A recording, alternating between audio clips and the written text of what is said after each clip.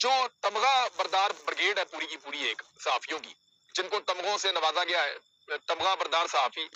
وہ بیچارے پوری کوشش کر رہے ہیں، انہیں سکون نہیں مل رہا، انہیں سمجھ نہیں آ رہی کہ کیا بیانیہ بنائیں، اور پی ایم ایل این نے ابھی تک کوئی بیانیہ دیا بھی نہیں۔ وہ بیچارے کبھی ادھر ہوتے ہیں، آدھا تتر آدھا بٹیر، صادر بھی کچھ اور کہہ رہے ہیں، میاں صاحب چپ ہیں، میاں صاحب کے صحافی کچھ اور کہہ رہے ہیں، وہ ناصر بٹ نکلا اس نے کچھ اور کہہ دیا، ہر بندہ اپنی اپنی بات کر رہا ہے، الگ الگ طرح کی بات کر رہا ہے۔ کسی کو سمجھ نہیں آ رہی کہ موقف کیا ہونا چاہیے۔ موقف اصولی ہونا چاہیے کہ ٹھیک ہے، کوئی بیمار ہے تو اس کا علاج ہونا چاہیے، اس کو علاج کی سہولت ملنی چاہیے۔ اب اس کو کیا آپ ڈیل کہہ سکتے ہیں، تو میں چند چیزیں آپ کو بھی کلیئر کر دیتا ہوں، لیکن ٹاؤٹوں کی جو آخری کوشش ہے نا، وہ پتہ کیا ہے کہ عمران خان کو نواز شریف سے ملا دو۔ یعنی آپ اندازہ کریں کہ میاں نواز شریف کا اس سے برا کوئی وقت ہو سکتا ہے کہ اگر ٹاؤٹ عمران خان کو بزدل ثابت کرنا چاہیں تو انہیں یہ کرنا ہوگا کہ وہ عمران خان کو نواز شریف سے ملا دیں۔ سوچیں آپ ذرا، یہ کتنی بڑی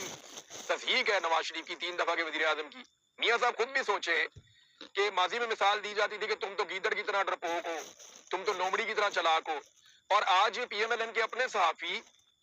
جب عمران خان کو نیچا دکھانا چاہتے ہیں تو وہ عمران خان کو زیادہ سے زیادہ کیا کہتے ہیں کہ نہیں تم نواز شریف کی طرح ہو۔ میاں صاحب کی کتنی بری حالت ہوگی، حالانکہ نواز شریف اور عمران خان میں زمین آسمان کا فرق ہے۔ نواز شریف نے کبھی قید تنہائی دیکھی نہیں، سنی نہیں۔ نواز شریف کو روزانہ 22-20 لوگ ملتے تھے آ کر، درجنوں لوگ جیل کے باہر بیٹھے رہتے تھے، ڈاکٹر سارا دن ساتھ رہتا تھا، مالشیا ساتھ رہتا تھا، اپنا کھانا پکانے والا جس جیل کا پسند تھا وہاں سے اپنے ساتھ ساتھ لے کر جاتے تھے۔ میاں صاحب نے تو بہت موجیں کی ہیں جیل کے اندر، حالانکہ جیل میں موج نہیں ہوتی، تکلیف ہی ہوتی ہے جب آپ قید میں ہوتے ہیں، لیکن میاں صاحب کو سہولیات تمام ملی ہوئی تھی۔